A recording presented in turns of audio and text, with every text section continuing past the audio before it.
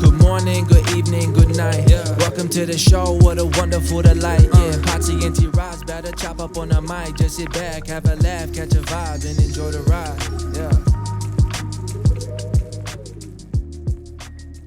And we're back. Yes, Back we are. at it, man. With Yes, a we are. very special guest today, writer-director Rohan Blair-Mangat. I think I got it right. You got it? You Yeah. got it? Yes. You got it? I got it Not too right? bad. Yes. That's a big step. That felt good, man. Get that out. Yes. How you Right. doing, man? I'm good. How are you both? We're doing well, man. Living, staying Enjoying busy, this man. Trip. Trying It's to been a get some work crazy done. trip. Working on this podcast. Thank you for having me. Always, Nah, man. Thank you. Talk You to. were- Yeah. No, go ahead. You go I ahead. was gonna say, talk to us about your recent projects. I mean, me and you have been in a text battle for the Yeah. last month, just trying to figure out how to get you on. And you got stuff coming up all the time. Like you just went to Atlanta. What was that all about? You know what? I actually didn't take that trip in the end. Oh, you didn't? Okay. But they moved the location to Long Beach. So, Oh, really? Yeah, Oh, convenient. Really Yeah. convenient. Yeah, Wow. it wasn't too bad. What was Right that up the street. project? It's an Apple commercial. Oh, dope. Yeah, I kind of can't really say too much about it. Yeah. at Okay, the no moment, worries. but No worries. Got it. It's a good got one. it. It's a good one. I can't wait to see it. How long does that process usually take from you guys recording it and all that to it coming out actually? It depends. I mean, sometimes it can be a month or 2 weeks. Sometimes it's Yeah. even shorter. It depends how late everything comes together and when it needs to come out. For Yeah. sure. That's awesome, man. So what's the longest you ever had to film anything? What's the longest project you've been a part of?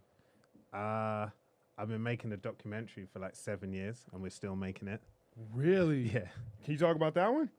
kind of. It's called the Boombox Project. The Boombox Project. Yeah, so it's about it's based on this book by an artist called Lila Werko, and he kind of he's done a load of amazing things, but this specifically is about he was obsessed with those devices and what they mean and how they help different subcultures explode, like hip hop, punk, all these kind of things. And he was taking imagery of boomboxes, and they became really seminal, and all these famous people are collecting them, and he started to get messages from them about why they mean so much to them. And so he made this book compiling all their stories and thoughts, and from there myself, a producer friend of mine called Dominic Buchanan, who he's one of the people behind that show The End of the Fucking World on Netflix. Yeah, I've Okay, seen yes, that. yeah. I've seen a couple episodes. Me, him, and Lyle, we've been making this documentary for a long time. That's sick. Yeah, it's going to be really cool because you think it's going to be kind of niche, but then it explodes into all these different things, and you start thinking about how when we're all kids, how we consume stuff. When you listen to the radio, you have to record the song then and there. You can't just play it back. Yes. And now you can just pick your phone up. Boom, it's right there. It's Do crazy. you know what I mean? How much longer do you think you have on that since it's been 7 years already? Honestly, I don't know. It's just in that. It just doesn't end. 7 years. So it's just you just do pieces of it at a time, or what? And you just Yeah. go and do other stuff, and then come back to it and just nonstop. Yeah. And it's kind of, in long story short, it's a little bit self-funded in a way, or we have a production partner, but we find more production partners or more funding as we go. Yeah. Because it kind of started just with a core team, and it was about getting into a reason you don't get stories like that told in with a high production value a lot is because you have to earn the trust of the people that you're going to capture. Yep. Yeah. So over time it was about getting into certain worlds and then finding more resources. So with a story like this, especially since you guys been, working on it for 7 years, is something like this developing as you go on? Because I noticed you might be working on it, and then you might think you've covered something, and then as time goes on, you might hear something or hear another story that you might want to incorporate. So is that something that's kind of as you go, that keeps happening as it goes? Yeah, exactly. Yeah. Yeah, you're totally right. And it's really interesting, what can be added. You don't see it evolving. People told me at the beginning, documentaries are going to take a long time, and they're going to go places you're not aware of.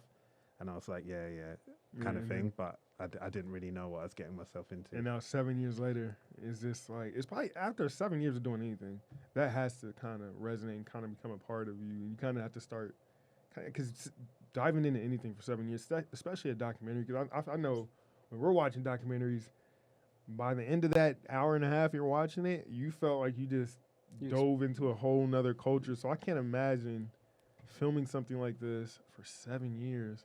And because I know after, whenever you guys finish it, it's probably going to be, it's probably going to be one of your favorite, It's your baby. It has to be. That's your baby, man. You work on that for 7 years. And so at like the start of it, you have like your whole planned out, right? Like it's planned out, right? To a whole thing. But then over 7 years, that plan has to just, like you guys talked about. So you do have a set plan at the start. It's not just like, I guess it's open-ended, but how do it's documentaries crazy. work? Like that's one thing I always wondered, because filming a documentary has to be completely different from filming like just, let's say, a music video or just like a movie. Like they're different processes, because I know it's just, you got to get, that's a ton of fact checking. And I know that probably takes, it's probably never ending. Like, how does that work? Yeah, I think, and with this specific one, because we had a book to base it off of, we had like some sort of a structure. Got it. But when I came on board, Lyle, for example, who I'm writing the documentary with, he already had ideas of, like, in hindsight, looking back at the book, where he wanted to take the story now. Yeah. So yeah, I think it depends on what you're making. Like, some people I know, they're making a documentary about one person, and they almost come in late, and the person like might have approached them and said, let's make this, and they're finding it as they go from the start, and they just start shooting. They That have makes like sense. a format. But with us, we did have like a plan, and then we've been adding like to that plan. Yeah. So It that's just cool. keeps changing with different people, different Yeah. different stories. I could imagine that could be wild. Yeah. Talk to me about the Don Cheadle project. I saw your golf. Golf. Right, yeah. Yes, I love golf. I'm a big golfer. So watching that, I like that a lot. Just talk to me about working with him and that whole scenario. I mean, that was amazing. It was like in December, and it kind of got delayed because obviously it was for the US Open, and obviously that moved. Yeah. But yeah, with commercials, like an agency will come up with a concept that they've like developed with the client, and then they'll brief it out to different directors to pitch on it. So yeah, I guess my take was like trying to like let his personality shine, his charisma. Like, he's a legend, and he's clearly like someone that his energy is like, It's crazy. so yeah, it just pulls you in. No, for sure, because I'm watching that, and like, almost for a little while, I didn't know it was about golf. I was like, is this a whiskey commercial? Because like, it had a dope vibe, and like, seeing Don Cheadle, he just had that kickback, chill to him, and he's kind of just sitting there with a drink and just, I don't know. I was like, oh, this is for the U.S. Open. And I started looking, it was just dope. So like, I know you said that the agent come up with like the theme of it. So just like, did Don Cheadle have anything, or he just showed up and said, okay, this is what we're doing, boom, or he kind of helped you, or did he kind of have any input on like what was going on? He definitely had an input. Like, I guess he's representing himself too in it. Like, he's not playing a character. Yeah. So the words, what he's saying, like the kind of, I guess the message of it, he had a hand in it, and his notes and like his ideas were like spot on. Like, I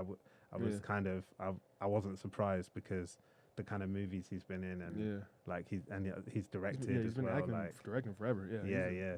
It seems like someone like of that like star power that's been in so many things. Like, when they get on set with you, it's not like you have to like coach. You don't have to coach someone like that or tell them anything. It's like just like a collaboration. It's kind of like almost like NBA players and NBA coaches. It's like there's not so much you could say to someone that's been playing 82 games a year. Or they've been playing their whole life. Yeah, they've been playing their whole whatever. life. Like, what you're doing wrong at this point in your life. And it seems like someone, is that similar to when you're directing people? Like, it's more of a collaboration. Like, he can change things if he thinks it's better, if you see it's better that way. Like, talk about that a little bit. I think you're totally right. Like, at his level, he's like the top of the game, just like you are. And it's like, technically, there's nothing I can say to him. Like, do you know what I mean? Like, No, for sure. You just have to kind of, it's like working there. It's like working. But people like that, if he's open to it, then it also gains even more respect for someone. You know what I mean? If he's more open, if he's open to your suggestions too, then it seems like he's coachable. He's a coachable actor. No, just for like, sure. he definitely was like, how am I doing, and what do you think, and stuff like that. That's dope. Yeah, but the level that he was hitting was like, It's just like crazy. super professional.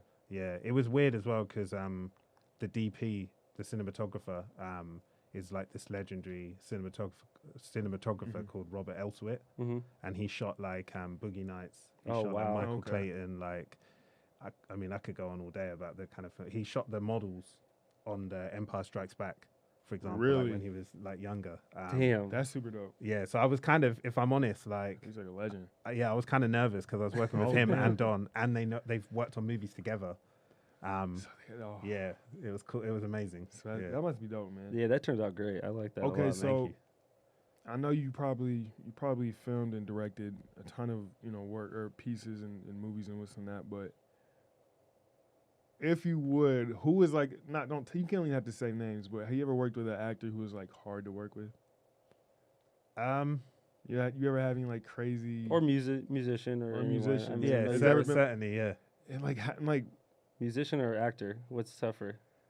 I'd say musicians are harder to work with. Because they don't do it all the because time. they're not really I mean, I guess they kind of act in a way all the time, but not like that. I think, me personally, I feel like I've had like mostly good experiences. I've had a few bad experiences. I think sometimes it just happens to be a really bad time for someone, and Yeah. the job has to happen in a particular day or window where ooh what's going on in their life. I kind of don't blame them, Yeah. but there are some times where it's like a certain personality type that I think maybe they should probably direct it themselves. Otherwise they're just it doesn't matter who else Yeah. is doing it. Do you know what I mean? True. Yeah. I feel you. No, because I know it's kind of like that in basketball. Because, I mean, it's you get to a point where, yeah, like the players they've been playing for so long. We're at the top of our game, and we're only a certain amount of people playing in the NBA. And it sucks sometimes because when coaches give you criticism, yes, they mean well, and yes, they have experience with the level of players around them. But sometimes you just want to be like, well, you've never really done this yourself. Like I know you can preach and tell me, oh, you should do this move like that, or you should shoot the ball like that. But it's just like until you've like been in my shoes, like and actually got to this level and played and done well, it's just like sometimes it's hard to listen to people. But at the same time, that's the other part of the game. It's just like you have to be kind of like professional and coachable and understand that. Like it's not so much somebody, it's a Boston type of work type thing. It's kind of like you guys are we're on the same team. It's like a working together. So I think, especially like right now, all the good teams that are doing well. Yeah. It's because it's not because it's like, oh, I'm number one, you're number two, you're number three. It's like, no, we all working together. We all got the same goal. We all content together. And I know it's probably like that with, directing. I probably bet all the good experiences have been like with people who were kind of willing to work with you and kind of willing to do whatever you asking. Because I know sometimes that's hard to do. And especially right now, like you're at a high level where it's just people working with. I know it's probably a ton of egos and there's a ton of people that probably are used to doing it a certain way. But man, like I know that directing is probably super challenging. I mean, I think it's like juggling all the different aspects of it. Yeah. Because it's more than just the stuff you do on set. Mm-hmm. But I think listening to you talking just there, I was thinking about like, I think when you're making a music video, the interesting dynamic is you're directing an artist, but the artist is also your boss because it's their video and they're paying for it. And they're paying for it.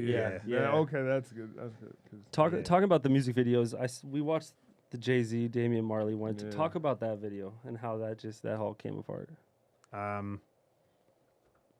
I have like I guess like they were like you have like a music video rep.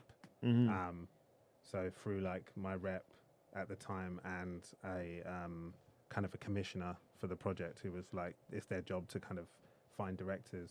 I think he got shown my work and he liked some of what I was trying to do.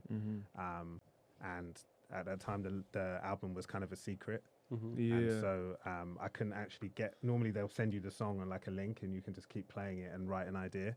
But they played me on FaceTime, like Young Guru played it to me. So I could only hear it like once. Over FaceTime? Yeah, it makes sense though because it's so super secret. And that's Jay-Z though. Like all his projects, like just 1 week before anything happens. Yeah, my album's coming out tomorrow. It's just like, wait, what? That shit will get. And not only does he have songs, he'll have like quick. a whole bunch of videos to go with. So it's like, oh, you've been working on this for months and months and months and months. Like this ain't over just like a spur of the moment type thing. I know it, and because the level of like the quality of the video was amazing, and it was like a whole movie in itself. Like it was just more than music, and that was amazing. It was definitely a vibe, and I loved it. Yeah. It was great. And so when the quality in all those like fashions, it's so high quality. Is that because they have to put more money into it, right? When you do certain shoots, Like working with Jay-Z, obviously, like the budget's different than. Yeah, doing where a did you smaller guys film project. that again? That was In Kingston. In Jamaica, Kingston. yeah. And my mum is Jamaican, so Oh, nice. That's awesome. yeah, like I know it well. So did you get to go home and see family, or you still have family out there? Yeah, that project's really special to me, not just because of what it's about, but the day when I went there, like my granddad was dying and he'd like retired there like a few years before. Oh and man, sorry to hear that. I know, I appreciate that. But when the day that I got there, I went to see him, and it's the last time I saw him. So it was Wow, really that's beautiful. awesome. Like I got to like spend time with him and then make something that is like telling his story too. So it's kind of like it was Yeah. beautiful. Yeah.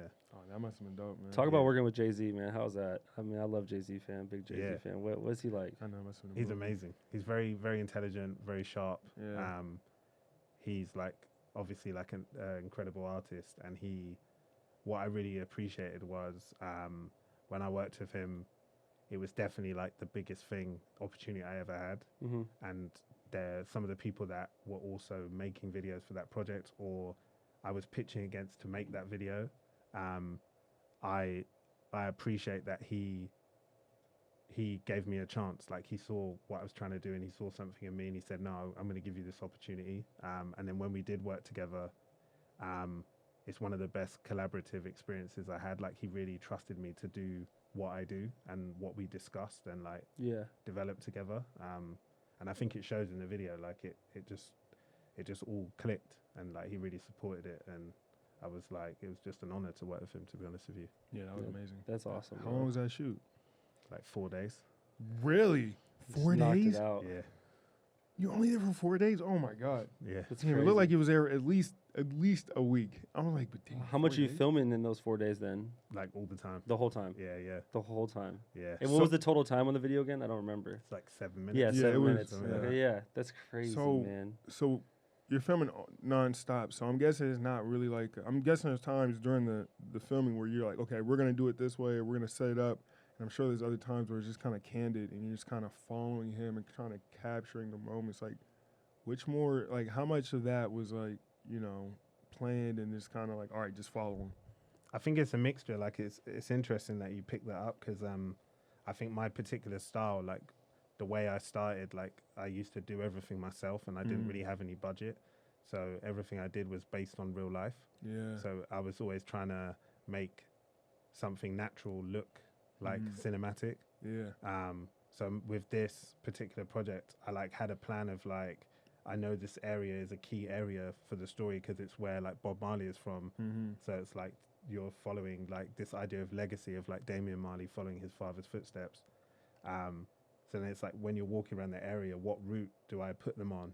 Where that conversation is going to come out, and do you know what I mean? And Yeah. by not telling them, talk about this right here, it feels more natural because it is like they're just like going They're talking true. about life and stuff. You try to mess with things too much. It just It the, starts like becoming the a little natural authentic. part of it, like talking and stuff. That's awesome though. That must be crazy to So do how that many? type So of how work. many places did you go around Kingston? Like I know because Damien's from there, and he was probably just walking around showing you his hometown. Like how many places did you guys get to see? And like you guys see anything like crazy? 'Cause I know like Bob Marley being there, and then being there with his son, and then Jay-Z. Like that has to feel different than just going by yourself and just walking around because. You getting like They the know- story, bro. Not a lot of people get to say like, yeah, I know Bob was here and I know this was here. Yeah, Like, yeah. 'cause I you, followed them. That's yeah, crazy. that crazy. must have been like, cause me, I'm just kind of thinking about getting chills right now. Just like I know you being there must have been like super surreal. Yeah, it's kind of like a dream when I think Yeah. about it. Like I almost, if I didn't have the video, Yeah, I would think it never happened. Yeah, it was And- wild. That's not only do you have wild. the video, you have it in the Yeah, best that's- quality, and you got your own spin on it. So I know that's probably like the best feeling for that. Yeah. Man. Man, the next thing I want to talk to you about, we kind of talked about it. I'm a big Nas fan, and all the work you've done with him. Talk about that a little bit to us. I mean, again, that was wild, and it was like the next year, so I was kind of So it's literally you did the Jay-Z thing, and then the next year you get hit up to do the Nas thing. yeah. And who hits you? His agent, or how's that? How does it work? It was like my music video rep knows him really well, Yeah. and she was talking to him about that album, and it had just come out, and she asked me like he wants to do videos, and he said pick a song and write an idea. So I picked one and I did this idea and I sent it to his team, and then he said, "I really like this. What would you do for the whole project?" Wow. Yeah. So it was crazy. Damn, that must have felt So what song did you pick? Like, you picked the. I did "Cop Shot the Kid" was the first song I wrote for. Yeah. Yeah. Man, you got to do Jay-Z and. I know, it's unbelievable. do you have future work with Nas too coming out, or what were you showing me? You sent me that there's like I watched the there's like a little documentary about it, right? Or like a video. I don't know if it was Andrew who sent me that, or was it just the video? There's like a few versions of it. There's like a long short film one, and then there's like some spin-off videos. That's awesome, man. I saw the long video, the cut of it, and that's amazing. And so, like, in your music videos, you like to make them longer, it seems like, in the sense of, like, even the Jay-Z one. It's kind of like a mini movie. Gives it a movie, yeah. It gives it, like, a real... It's a story. It's not like a movie, but it's like a movie, but it's a story. Now you have, like, some content. It's like a Broadway play almost. You get a little bit of context and then go straight into the music, and then it'll stop, give you a little more, like, give you a story, give you some background or whatever, and then it just keeps going. With those... I would like to take credit for that, but I can't. Yeah. It was kind of what they wanted from the outset. Yeah. With the Jay-Z project, with all those videos, he really wanted them to have deeper messages, and like be their own like little short films. Yeah. That's dope. And with the Nas piece, it being like a visual album, like he wanted to have narrative weaving through it, and a lot of the ideas in it. Like I had like an idea of what I wanted to do, and then I was in New York and we sat down. And he was like, I've read it and really digested it, and here's some extra symbolism I want to put in it, which was crazy because that guy... His mind must be... I know. His mind... Everything he does is with purpose, and it's all constructed very technically, and I feel like just the fact that he would just, like, even saying, like, yeah, I want this type of symbolism, like, it was that hard for you to kind of incorporate because now you kind of have to... You have to focus on it, but make it subtle at the same time because you don't want that to kind of take up the shot. But you know, with him, I bet you he probably had a ton of stuff he wanted in it, just in the background, just kind of give you that feel that, like, if you miss it, you'll miss it. But if you go back, you'll find it. Yeah, I mean, it was. Yeah, his symbolism was spot on.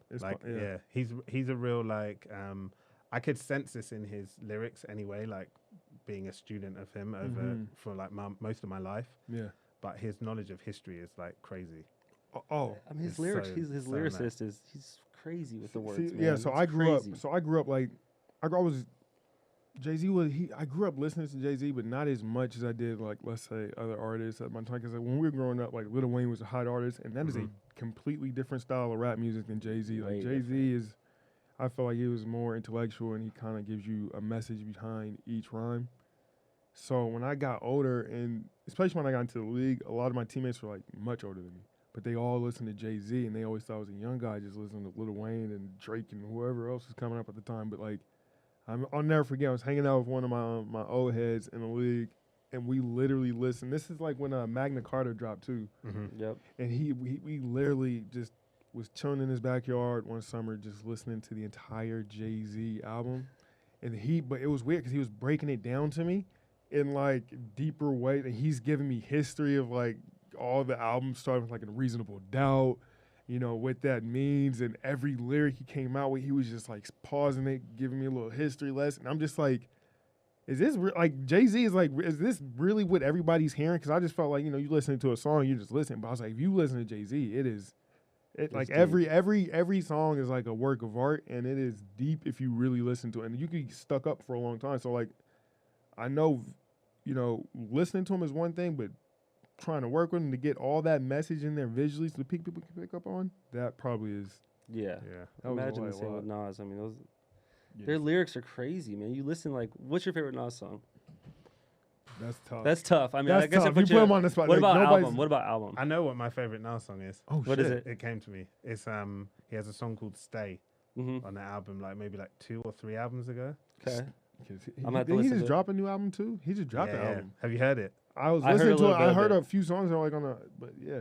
It's phenomenal. It's phenomenal. That's what I heard too. Cause I listened to one song like, okay, especially when you hear like an older rapper, it's hard because you know like the times have kind of changed a little bit, and you're kind of trying to figure out where they're gonna fit in the context of like Yeah, you're an older 2012. rapper. Yo, Nas was like, I was like, oh, this doesn't sound like an old dude, right? This sounds like not like this is like a classic Nas. Well, it's Whatever crazy his to song- think about those guys. Like even Fabulous, you see him rapping still, and he still has like that same vibe. Yeah, people like, man, It's like it doesn't feel like he's that No, it old. doesn't. It feels like he's. but they're just elite at what they do. Oh, for sure. Anytime for you're sure. timeless and you're classic, you're gonna stick around. It's just like regardless. someone would still love to watch Michael Jordan shoot a jumper. Still, to this day. people would probably. pay to go see him still, just shoot a basketball. I saw him on. He People, wasn't going for it. people would though. He said, People would. yeah, that's what I'm saying. I don't know, man. Hey, Wasn't he playing with some people on like social In media? Bahamas. Yeah. They- This is the Bahamas, it will and he was blow talking up. shit I was to people. I was watching that. Exactly. you would people, watch it too? People Yeah. will watch that. Because he even said it like, oh, you ain't never heard of Michael Jordan? Go look up on YouTube. Michael Jordan, look at how I was like, damn, like these are just people who didn't even think they was going to run into you talking shit to them. But either way. For real. But nah, man. Do you guys play video games? Yes, we do. Heavy. What about you, man? What's I your do. games? Yeah. What But- you been playing? The reason I'm bringing it up is the Nas album is like it's one of those albums you when you're doing something, Yeah. Yeah. Oh, you just can let it lost wash to it. over you. Like That's a vibe. No, like Yeah. that's the thing. Like Oh, vibe for is, sure. We're always playing random music while we're playing games. It's the So playlist what is kind of crazy. music do you listen to? Like what type of genres of music? I kind of listen to a whole load of things. Like I say, my main go-to is like hip hop and R&B. Mm-hmm. But I love like listening to film scores, especially when I'm thinking of ideas. Really? You do as well, right? This oh guy, God! this Oh guy. my! Oh man! Oh, where's my phone? I'll send you. I got a writing playlist where I just add like my favorite. Yes, I'll we send need it to that. you. We Send it need to me. that. We're gonna, yeah, because tonight I'll probably just be over that fireplace where we're staying, crack some wine open. I'll listen to that and just probably fall asleep. I listen to it all the time. Everybody gives me a ton of shit about it because I'm always listening to like just movie, film, like songs or soundtracks, whatever. Like I love Christopher Nolan's movies because all his soundtracks by like Hans Zimmer, he's great. Alan Silvestri, great. Who else do I? There's so many people. I'm tripping. Because nobody loves like film Yeah, movies. Oh, I love. like, and I it's- love them. and it gets, and I don't know. I'm always doing something. What video games you playing? I mainly just play FIFA, to be honest with you. On PS4, Xbox. PS4, yeah. Nice. Yeah. We We're gonna need- get that game Yeah, right we there, need bro. that tag and we'll play. He's good. He's really good. I'm I okay. play a good amount of FIFA. For Who's your sure. team? Alright. Who's your team? Who's your team? I kind of rotate at the moment. It's a bit of like Liverpool. Okay. I mean, I'm not even a Liverpool fan, so it's kind of. who's your team then in real I'm an life? Arsenal fan. Arsenal. Yeah, Hmm. yeah, it's where I'm from. Okay. I used to. It's funny because I never played FIFA until one of my college teammates introduced me to it, and he was a big soccer fan. And he stayed on our couch for 6 months, but that's a different story. And Yikes. he was the biggest Arsenal fan when Van Persie was there, Arsene Right, Wenger, right. all those guys. Who else was the? Who was the middle? Thierry Henry. Yep, Henri. All the man. He used to be a diehard, and he's the one that got me on FIFA. And then like from that day, I've just been. Yeah, I you actually keep up with it, and I don't keep up with it as much. I have teammates that keep up with it because like all the European teammates, they just It's crazy That's- how games like that though, like introduce you to the play. Like you start to just know. Like I'm For not sure. even a big soccer fan, but it's like I still know all these players just because I play the game consistently. now I get excited when like the older great players start coming to like the MLS over here. All right, yeah. So I was kind of bummed out when they were like, "Oh, Messi's not leaving," because they said he was. What was it? Well, he's gonna. They said Man City. Was it- That was what. Yeah, looking Man like. City. They were saying like Man City was gonna Eventually, then he had that eventually little send him talk. to like New York. Well, he had that talk with what's his name, David Beckham. He just joked about saying maybe someday I'll end up on the new Miami team that David Beckham owns. If that happens, That I'm going would every be game, bro. people. That's what I'm saying though. People would go pack out to see I Messi would. at 37. I would see Messi at as long as he's on the field. Oh, he could yeah. be a coach. He's a magician with his feet. That shit's crazy. Yeah, that was my first ever job, like professional job, was with him. With Messi? No. Like 10 years ago. Like, Whoa, like like- wait, what was going on?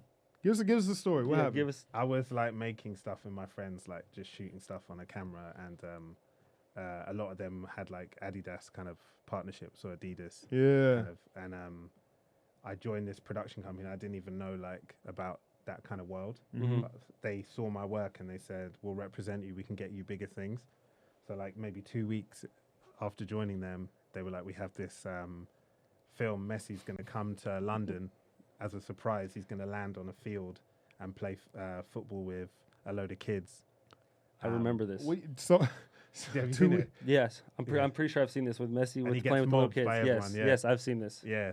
Really? Yeah, so I Yes. shot it with like at first I was only going to be one of the cameramen. So it was like 4 of us who we all came from like the DSLR kind of camera kind of era, because it was happening in real time and it was like had to be covert. So they wanted us to do it. And then as we were like prepping it, the company I was working with was like, you're going to direct it and like lead it. Wow. Yeah. How'd you feel about that when they told you? I was just like, this is crazy. Like my first like proper job where I'm getting paid and stuff. So like, did you have the mindset like you were going to be a director, or were you like a cameraman that just had the aspirations to be the director? Or I was directing it. I was just shooting it and editing it and everything as well. Like I didn't have any budget. Yeah. So I didn't really have anyone to like help me. Sometimes a really good friend of mine who is a cinematographer now, and we've worked together a lot. Sometimes he would shoot it for me and I would just direct it. But a lot of the time it would happen so quick, it'd be like someone would call me and say, what are you doing now? Like, let's go and shoot something. So I was just kind of making stuff. That's awesome. What was Messi like? I didn't deal with him directly a lot. Yeah, because that at the makes time sense. he was, I think he could speak English, but not like he can now. Yeah, for sure. But one of the other cameramen on that job, who is also now a director and a really good director, he's Brazilian, so he could speak like he speaks Portuguese, but he could also speak like they could communicate. So he was like the more like the one talking to him. Yeah. But it was amazing, like being around him and working with him, and it was crazy. That's crazy. So how did you get into film? Like how did you where did this all start? It's something I always wanted to do, and then when I was at school, I was going to go and do something else, because even though that was my dream, I just didn't know how to do it. Like what is really the route? Do you know what I mean? Yeah. There's no clear cut direction for this. Yeah. No. So my art teacher, he found out I was going to go and do like this other degree, and he told me like, you're supposed to do this. Like I know you're going to do it, and you're really good at art. Go to art school. So I went to like this really good art school in England, and just kept working and making things and learning to edit and shoot. And then when I came out, I was like, I'd work as a runner on stuff. Like I worked for a couple of weeks on that film Attack the Block that John Boyega's in. Yeah. I've seen that movie. Yeah, I think I had. Yeah, wait. Attack the Block. Is that the one where he was in Detroit? No, it's before that. This is like his big break. It's like this. Is this in UK still? Yeah. Okay, then I think I might have heard something like this. You should watch it. It's cool. Yeah. No, no, for sure. But I worked on a load of things, and then and I was just watching what people were doing and picking up. Like I like how this director does this or this, and then just got a camera and started making stuff, and then doing it. Yeah. Damn, Man, that's crazy. You need to thank your teacher back home. I know. And be like, yo. You still in contact or no? No, but I mean, his name's Mr. West. Okay, Mr. West. If you ever listen to this. Yes. Shout out. Shout out. Mr. I've seen West. him since I became a director. I went back to the school and like was speaking to him and spoke to the kids and stuff. Oh, that's dope. But I haven't seen him in the last since I moved here, maybe. Yeah. Shout out Mr. West. So how long have you been out here? Almost 5 years. Almost 5 years. How you Yeah. liking it? I know you've been over here 5 years, and then now we're in the middle of a freaking Crazy. COVID-19. There's a whole bunch of fires, civil unrest. Like there's a ton of stuff going on. How you like living over here? I like America. I like living here. I like LA. I mean, the issues in the country, they're the same issues in England. Like they're maybe exaggerated here compared to England, but they're still here. And I think for me, it's interesting because I feel like people talk about them more openly here. Whereas in England, I think it's in this pandemic with this like awakening and people talking about certain issues. I think a lot of people in England have been surprised when they see stats or they hear stories about what it's really like. So I find that really interesting. Yeah, it's crazy, man. It's this awakening. It's happened everywhere. Like 2020 has been crazy. A wild year. Like I don't think there's ever been this much to happen in 1 year. And we started a podcast in the middle of it. Yeah, and the year's still going. Like hopefully it gets a lot better. I mean, there's still a lot of time. I mean, there's still a lot of time. I mean, but hopefully, man. But I mean, you were there that day with the NBA.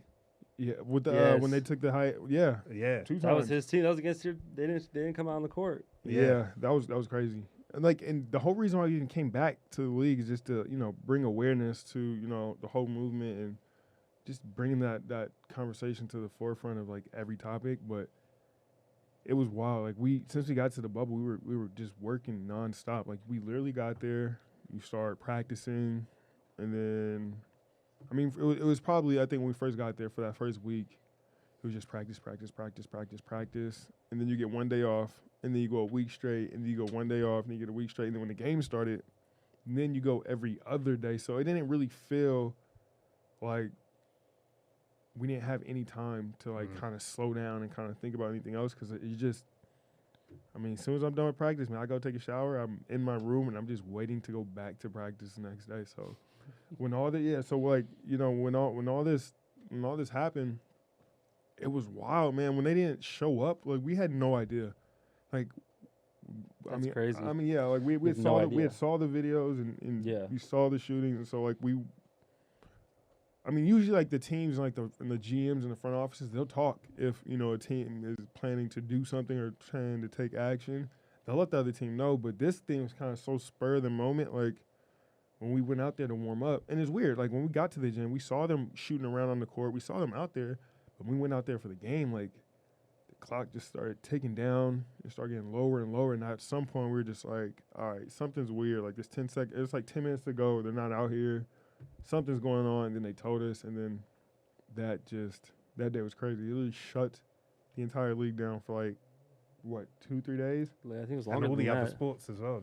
No sports. It was not, like, Do you remember, like, every other sport was a domino like, we effect. got to do the same thing. Yeah, And oh, they it all- was a yeah. big domino effect. We had a huge meeting. So everybody in the bubble that day, we all had to meet.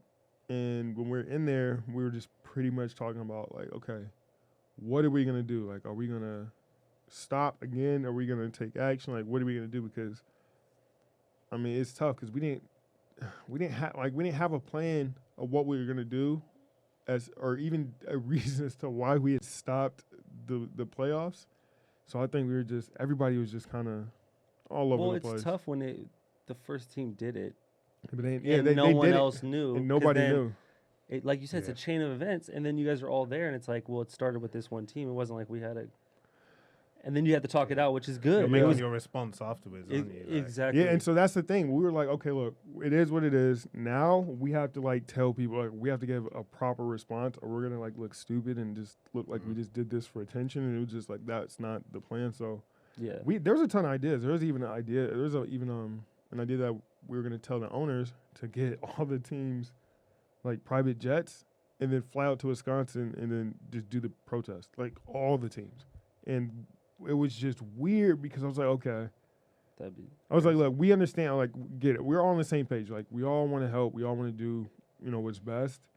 But I'm just like, I don't know. It was just a lot of different ideas after that because it was like, okay, could we even sustain that? Because, like, if we leave here, what was the point of coming here in the first place? And it just got crazy. And then, it got intense, huh? yeah, we were in that some meeting. It was physical. like Got what, loud. 7-8 teams. It was probably like 150 plus people. And we were just in there. We were in a conference room with just chairs in a circle. So many for different 3 hours, so 3.5 many different hours. personalities, man. So And many. and not everybody, but whoever wanted to talk got a chance to talk. And it was just, you know how it is. When you get a lot of people in the room, you can't decide on, like, nobody's going to decide on anything, like, all together. So it took forever, man. So that was crazy. a weird day. It's a crazy day. personally watching it, like, I was like super proud of like all the players. I think it's like It was good. it's massive. It's And- massive. And everybody was like, and it was a lot of people that were giving, you know, the NBA shit, like, what do you guys do that for, just to play 2 days later? And it was just like, well, no, we did get stuff done. You know, the player association that we have, the NBPA, Yeah. they all got together after the meeting was over. They stayed together and they talked until like 5, 6 in the morning. They were calling, you know, politicians, other people that were kind of can give insight on what they should do. And then after all that, the next morning we showed up thinking that we're gonna have another 3-hour, you know, meeting. And it was kind of like, okay, look, we have a plan. This is what we're gonna do. Boom, boom, boom. And then I think one of the biggest things that came out of all that was the fact that we got to open up the arenas to let people vote and allow people to vote. So, I mean, that was like, to me, That's like, huge, okay, yeah. that was a big deal because you know how it was. Like, a lot of people, they were trying to send their mail and their votes in, and you know, there's some of these people picking up like the bins and dumping them. I don't know. It was just a lot of things. So to let that happen and allow a lot of people to have a safe place to vote, it should go a long way. So, I mean, I felt like we did something. Yeah, definitely, man. But, I mean, it's a weird time, man. So talk to us about, you said it before, this is your first on-camera interview you've ever done, and you're a director, writer. So Tell us a little bit about that. So special for us. Thank you Yeah, again. it's so 1,000 special. times. We This feel is we feel this special. is an honor. This is an honor. I don't really like attention. Yeah.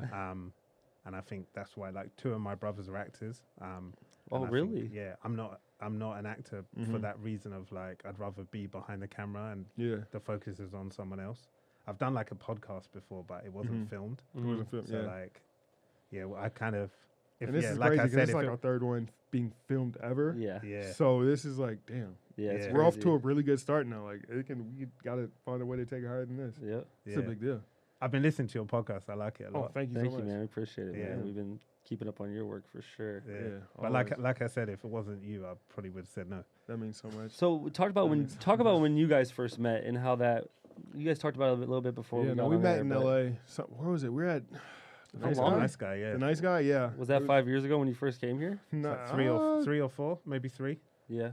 It might have been like 3.5 years ago. 3.5 Yeah. years ago, because I remember Anderson. Yeah, he just got to the stage. He's a big time director, and he was telling me, he was like, "Yeah, he's just big he's- no, Yeah. no, because this is when he was like, yeah, he just got done doing this thing with Jay-Z. He's like, he's big time. I was like, oh wait, really? I was like, damn. And then he came over, we were having drinks, talking. I was like, oh, this guy's super fucking chill. I thought when he told me like big time director, I thought it was like, oh shit, like All right. he's gonna come here and just be like the fucking. And he came here super chill. I was like, what's up? I was like, oh shit, what's up, bro? I was like, okay, cool. This is cool. And then we had a couple of drinks and started chopping it up, and it was Yeah. cool. It was That's nice not about vibe. films, right? Huh? When we're talking about movies, like Yeah, we're Yeah, talking yeah. about everything, man. That's awesome. comics man. as well. I think I remember. You big comic? Oh, you like yeah. into comics? I do, yeah. I don't know if I'm like Yeah. Trust me, I used I to know, I used to like be you do, huge, but like I don't know, since I think Tapered after like off. that whole Avengers Infinity War and Endgame, I think that was just the climax, and I just kind of like It was your end game. It was It was my- literally ended your game. yeah, in a way, yeah.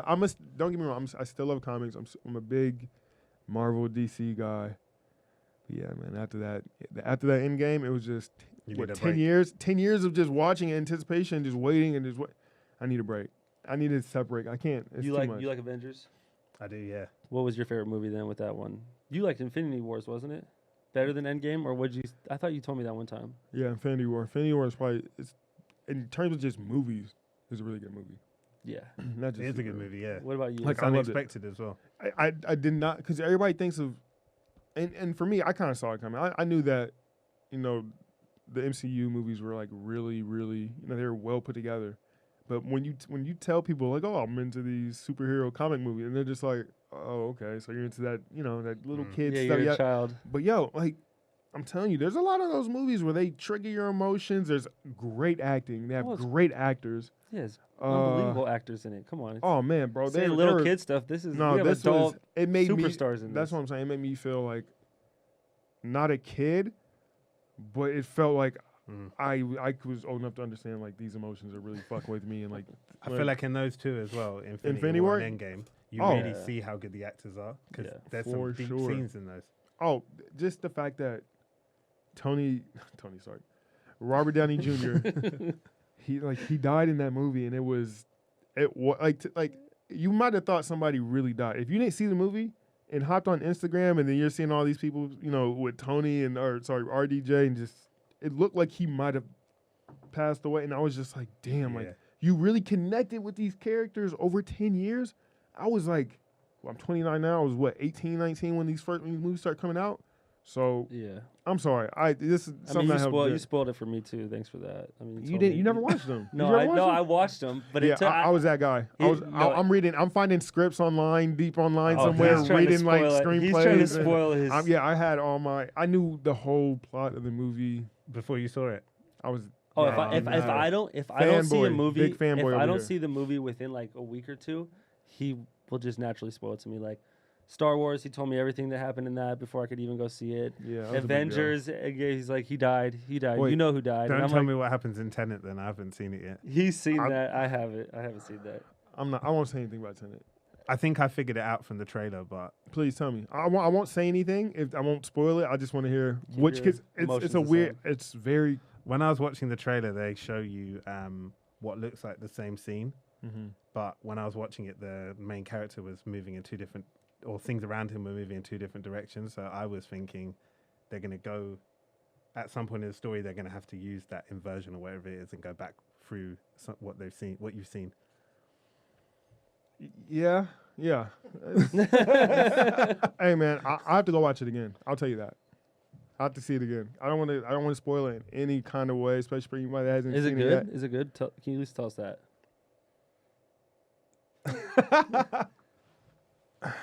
It's tough, man. It's hard. Like it's tough. Like because I don't fully understand it, Yeah. and I feel like once I understand it, it's gonna blow my mind. But that's the thing. Like with Christopher Nolan, he's great with like confusing and like tricky concepts, and he puts it in a way where you can see it and understand, but also like visually understand, Yeah. see and have a sense of what's going on. This one is kind of hard. It's kind of hard, and for me, like I pride myself on like keeping up with movies and understand what's going on. It was a little hard on this one. What do you think of Inception? I loved it. Love that movie. I loved it because you understand it. You can almost explain how it works. You know how the whole thing works if you dreaming and them going into there and your subconscious. You understand that. Like you can explain. Like this one, you can't really do it, and that's why I loved Inception. Like it was tricky at first, and then once everything starts coming out, you understand it. You don't feel like you have to ask somebody, wait, why are they going slow? Like why is the guy flying in the air? It's just like no, you have to understand. This one, bro, it's gonna be a little hard. I always like watching his movies again, like with Inception. Yeah. I never clocked. When he goes, she breaks into his dream, Ellen Page's character, and she goes to there's like a lift, and he has all the memories of his dead wife. And he goes to There's like it was like the basement and this and that. Yeah. But it's a meaning behind each one of those too. And they're arranged so the deeper that you go in the elevator, the darker they get. I noticed that, and crazy. That's crazy. Like the older the memories were, it's like the more broken up his memory was of the actual dream. So shit was like falling apart, but except for his wife. It was a great movie. Like it made sense, and it had. This is kind of. I'm looking forward to seeing it. Wait, so Christopher Nolan, what other? Have you seen Memento? Yeah, of course. You seen it? Yes, I've seen Memento. That one I didn't really get either. I understand that it's a timeline, and he's kind of like he's kind of like looping between timelines, but it's also like the same timeline at this. Was that it? I don't know. It was a long movie. Basically like I haven't seen it in a long time, but his memory, he has memory problems. Yes, and the film is arranged in a way where what you're seeing. I can't remember, but I feel like every like 15-minute section or something is the one after the one before. Like it's the other way around. Got it. It's working backwards. And honestly, that's kind of what Tenet is kind of. And I will say this: you actually used the word that they used in the movie inversion. I heard that you have to have an understanding of inversion before you go in there, because if you don't, you're gonna be completely back. But that's not what I struggled with either, though. The inversion concept is not what I struggled with. It was everything else. It was everything else. Like, but you got it. Like, it was a big part. Like, you're going in forward and reverse, but also going forward. So I had to see that again. It was just too much for me. It made my brain hurt, and I was kind of upset. But all right, man. Well, how about we wrap this up, man? We really appreciate you man. coming Thank on, you, man. guys. This is dope, special for having me. If you have anything to shout out, your Instagram, what's your Instagram handle? And it's just Rohan BM, ROHAN BM. Nice. Yeah. All right, man. Appreciate it, man. Yeah, Thank you so much, bro. Yes, sir. Yeah, it's an Cool. honor.